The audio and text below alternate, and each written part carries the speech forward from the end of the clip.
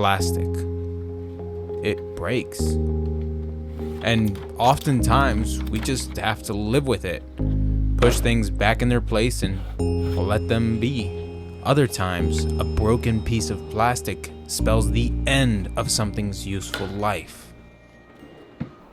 But it doesn't have to be this way. Plastics can be easily fixed with a couple of inexpensive tools and materials. In this video, I'm going to show you how to quickly and properly fix broken tabs and plastics. Fixing tabs will make a massive difference in how things look and feel. This also works for non-car parts, for example, tools and appliances. You'll be able to fix almost any broken plastic part, and by the end of this video, you'll know how to easily and inexpensively fix plastic parts.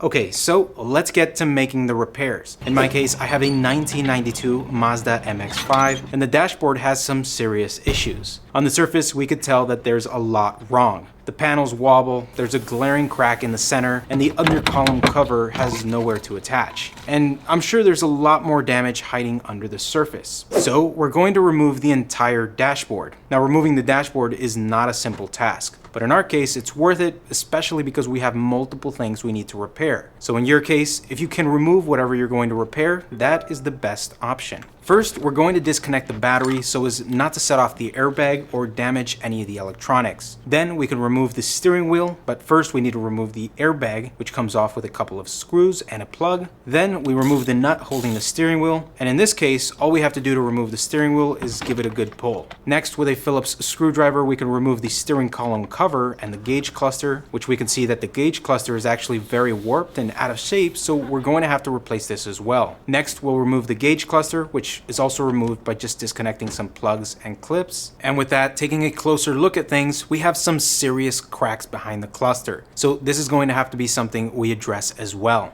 Next, we'll remove our center console, which is just a couple of Phillips screws, and the center console can lift right out. We also have a wire, so we'll just disconnect it, and with that, it's out. We then need to remove our infotainment trim. We'll start with the screw at the bottom, and again, something's wrong here. All the plastic behind this screw is broken, and that's another thing we're gonna have to fix. The next thing is to pull out the vents, and one of them came out easily, but this other vent is putting up a fight. We're gonna use a smooth jaw plier to get a bit of extra leverage. And just like that, it's out. Next, we have one Phillips screw in each of the AC vents, and with that, the trim can lift out. After removing this trim, we have a piece of plastic laying here. We need to save this and any other pieces of plastic we might find. Any broken plastic is going to be clues later on to rebuild and fix broken parts in our dash. Next, the glove box also has to be removed with a couple of screws, and next, we'll remove the stereo. We just need to disconnect some plugs and it'll lift right out. The steering column has 4 bolts underneath, and with that, the steering column can pivot out of the way. Then we need to remove the AC controls, but before that, there's some cables we need to disconnect under the dash, and with that, the AC can lift right out. Next, under this cap, we have 2 bolts holding the dash to the body of the car. It's the same on the other side, and at the very end of the dash, we also have 2 more bolts holding the dash to the body.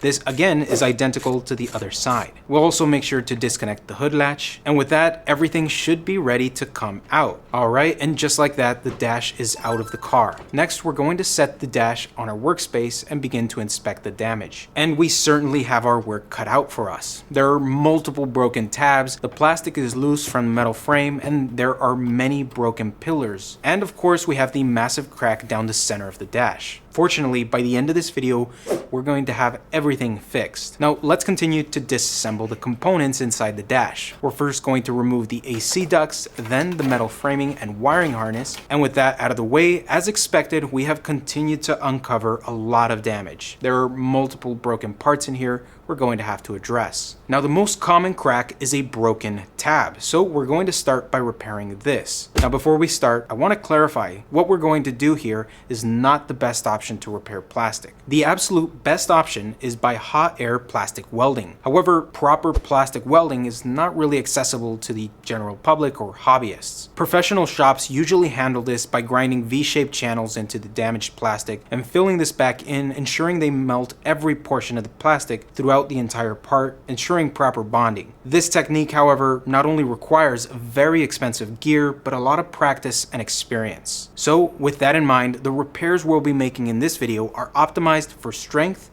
ease, and affordability. We're going to be using a cheap $10 soldering iron and some wire mesh to strengthen the repair. If you want, you can buy a better plastic welder for around $30, but we're going to be using a $10 iron just to prove that it's good enough. We'll also need something to cut the wire mesh. In my case, I'm using an old pair of dull scissors, and we're also going to be using aluminum tape, 2-part epoxy resin, and we'll also use a Dremel to shape the final product and make everything look nice. If you're on a budget and don't have a Dremel, sanding paper and files will do just fine. Another important thing to mention is I'm using a respirator throughout this entire video with proper filters. Plastic fumes are no joke and can cause lasting health issues. So use the proper protection, and if you don't have a respirator, work outside with proper ventilation to move the fumes away from you. The first step is to thoroughly clean everything with soap and water or isopropyl alcohol. If we skip this step, we risk embedding grease and grime into our repair, which will seriously weaken it. This cleaning step is especially important near engine parts where oil buildup is common over time. Next, before we start the repair, we also need to figure out how this is originally supposed to look like. First, we want to check our pile of broken parts, and you might find the missing piece or at least clues of how this is supposed to look. However, if nothing matches, a quick search online for reference photos is good enough. In my case, a quick search online shows me that my broken tabs should have an oval hole and a U-clip. So with that in mind, we can now start to make this repair. We'll start by cutting out a square of wire mesh the size of our repair. Then, with our soldering iron up to temperature, we're going to start embedding this wire mesh into the existing good plastic on the non-visible side. Or in other words, we're going to embed it on the back of the plastic. This way the repair we'll make is not visible, as it's going to leave a rough texture, and we're going to want to hide that if possible.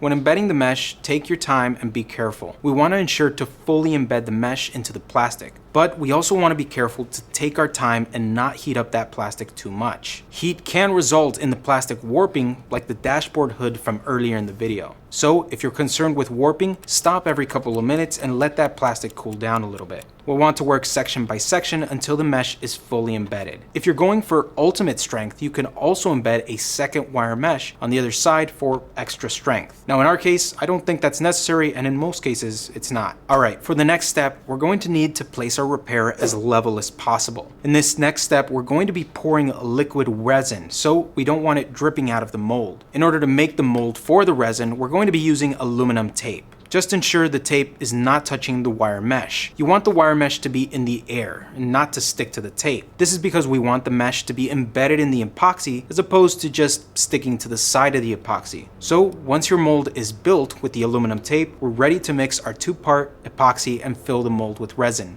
Next, let the epoxy dry according to the product's instruction. My product says 20 minutes undisturbed. In my case, I'm gonna wait around 5 hours to let that cure. After 5 hours, we're ready to remove the tape. Next, we're going to use a Dremel or file, if you don't have a Dremel, to refine the shape of the tab. At this point, 5 hours later, the resin is not at full strength, so it's a lot easier to shape the tab. We want to shape the tab as close as we can to the original shape with our Dremel. And our Dremel makes really quick work of this, and in no time, we have a pretty decent shape. Now, before we can call this done, we need to drill our hole to the correct location. In this case, we could install our part and make sure we have the hole in the proper place and mark it with a Sharpie. Once we have that marked, we can use a drill to slowly drill out the hole. Now take your time here and don't exert a lot of pressure, as you can break the piece still. Supporting the back of the plastic with a piece of wood is a good idea as well. After drilling our hole, all that's left is to install our U-clip. And with that, this repair is done.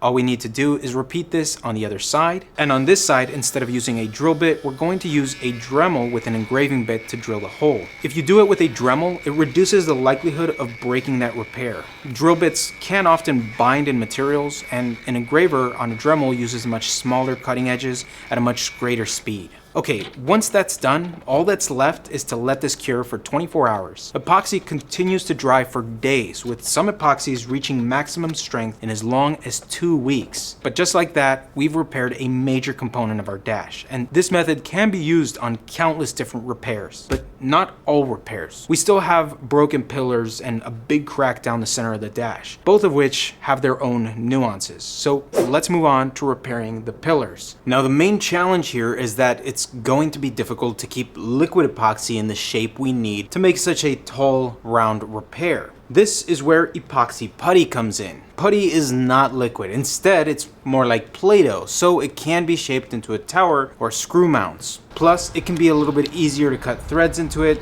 A liquid resin tends to shatter a little bit easier, and while putty is still brittle, it has a little bit more tolerance to allow for making threads in the putty. Now, the first steps are very similar to fixing the tabs. First, we want to see if we have the missing piece. This is important mainly because it'll help us determine the height of the pillar. In this case, we have the complete piece that's missing, so we're actually going to reattach this piece to the original location. Then we're going to use some wire mesh to melt it together. The first thing we have to do is super glue this piece in place. Now, this doesn't help with strength at all, it just keeps the piece where we need it while we make the repair. After we've super glued this in, we could cut some wire mesh strips and melt them into the plastic across the crack, thus repairing this pillar. Now, at this point, we have a decent repair, which probably will hold up, but we want to take this a step further and reinforce it with some more epoxy putty. So we're simply going to take some epoxy putty, mix that together, and after the putty is thoroughly mixed, we're just going to flatten it and wrap it around the repair. This extra bit of putty around that repair is going to reinforce this even more and make it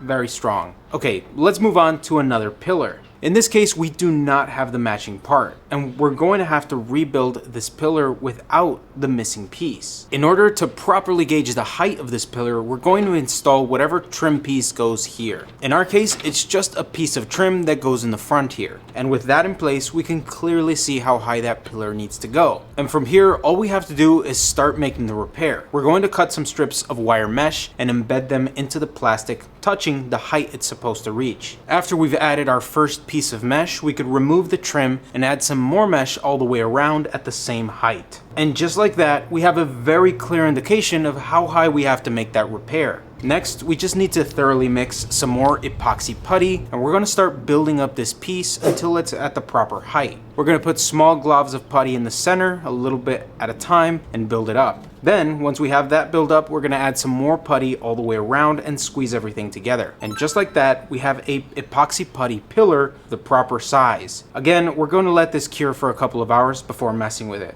After 1 to 3 hours, we could return to shape this pillar. The first step is determining how we did with the height. If we place our trim in position and it's not long enough, don't worry. We could simply shim that with a metal or plastic washer. However, if it's too long and it's colliding with the piece of trim, we can just use a Dremel to knock that down a little bit to the proper height. Okay, with that sorted, all we need to do is drill the hole for the screw. First, we want to select the proper drill bit, and the proper drill bit is one that matches as closely as possible the minor diameter of your screw, or in other words, the thickness of the screw without the threads. Carefully drill the hole in the correct position to the correct depth. The next and final step with this pillar is to cut the threads into it. Now, typically speaking, screws are designed to make their own threads and materials, but in this case, we're trying to prevent cracks and excess stress in the material. So we're going to actually make a custom screw tap. Taps are threads that have flutes in them to cut material and leave a clean, usable thread. Now, to ensure we have the correct pitch and size, we're actually going to sacrifice one of our screws to make a tap. We'll take one of our screws and cut 2 grooves into each side with a Dremel. This is a makeshift tap.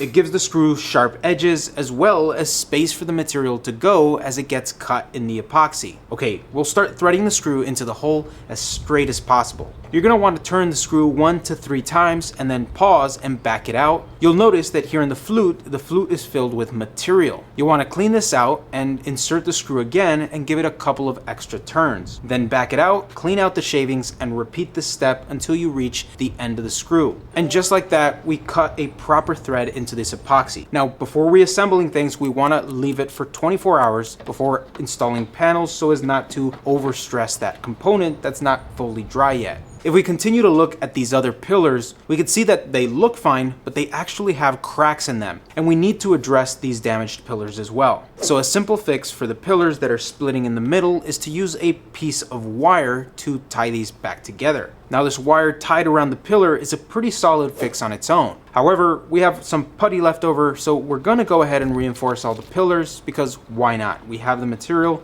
it's cheap enough, and it should make a difference in the long run. And just like that, we've made another major repair to this dash. And this dash is closer to being as sturdy as the day it came off the assembly line. But we still have the biggest issue of them all, the massive crack down the center of the dashboard. Now, unfortunately, we won't be able to make this damage completely disappear. It's just too much damage in a very visible location. But we can definitely improve this significantly. The first step is to rejoin the part as best we can. In my case, I was able to use a piece of wire to pull the cracks together. And if we take a look at the top, we can see that the crack comes together very nicely. Now the next step is simple and will seem familiar to what we've already been doing. We're simply going to join these two parts together with wire mesh. So again, cut your wire mesh and slowly and carefully sink the wire mesh into the plastic. You'll again want to take periodic breaks so as not to overheat this plastic and warp it, and slowly but surely we can rebuild this back together.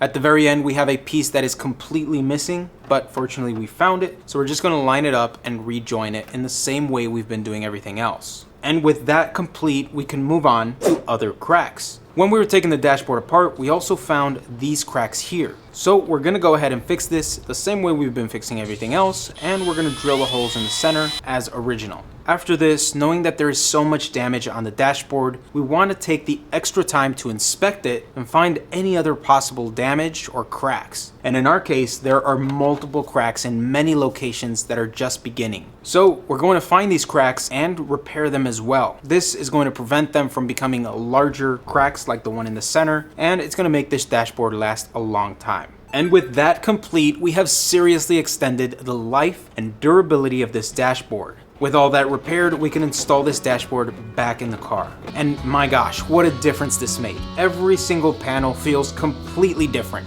With everything repaired, the crack in the center is barely visible. We could also finally install the cover under the steering wheel, and everything just feels so much more sturdy. And hopefully these repairs can make this over 30-year-old dashboard last a much longer time.